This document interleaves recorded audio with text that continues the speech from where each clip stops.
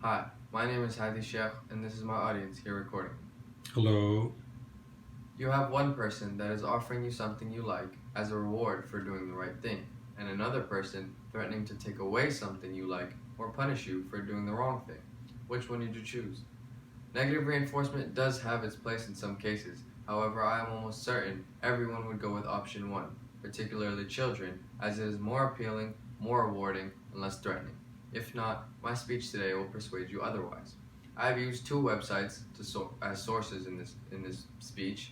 The first one from a professional blog called Psychology Today that discusses different topics such as this one titled "Rewards Are Better Than Punishment. Here's Why," and a second source on the ComSage website titled "Positive versus Negative Reinforcement, Which is More Effective."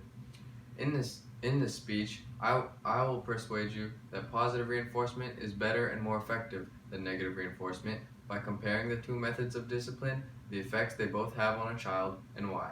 Let's start by taking a look at some examples of both. Negative reinforcement is the attempt to correct a child's behavior by taking away something they like or punishing them for doing the wrong thing until they do it right.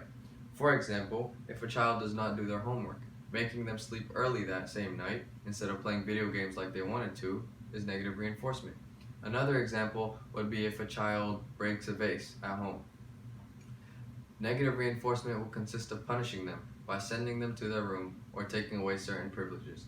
There are many reasons as to why negative reinforcement is not a good approach and why it leaves a bad effect on children. When a child is punished for doing something wrong, and repeatedly punished until they finally get it right, they are basically being forced into doing the right thing.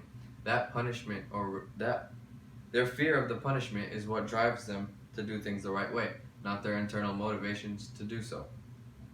This means that when the parent or guardian is not present, the child will repeat the same mistake, thus making the effort to discipline them or teach him or her a new lesson was proven useless. The whole point of disciplining a child is so that in the future, when they are fully fledged adults, they know right from wrong, and they are capable of making correct and right decisions by themselves. Negative reinforcement just disciplines the child in front of their parents, thus making them prone to failure in the future. As you can see, negative reinforcement isn't really a good approach. In fact, it makes everything much worse. Positive reinforcement, on the other hand, is much more effective. Positive reinforcement is the attempt to correct a child's behavior by rewarding them with something they like for doing the right thing. For example, if a child gets a good grade on an upcoming exam, he or she is taken out to go get ice cream. Another example would be if a child scores a goal for his or her soccer team, him or her is given a trophy. Notice how the event of the child not doing the right thing was not even mentioned. There is no punishment or risk to scare the child into doing the right thing. On the contrary, actually, since there is no punishment involved, the child will not even think about what would happen were they not to do the right thing. Therefore, all they could think about is doing the right thing and getting the reward they would for doing so. Another good thing about positive reinforcement is that it teaches kids that good things come their way when they do the right thing.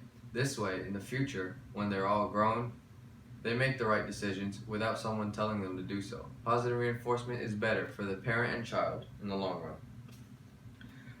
There's research done by Dutch neuroscientists highlighted in the article from Psychology Today, that the first source I used, showing that while the negative reinforcement approach may work for adolescents or other older adults, positive reinforcement is what works best for children.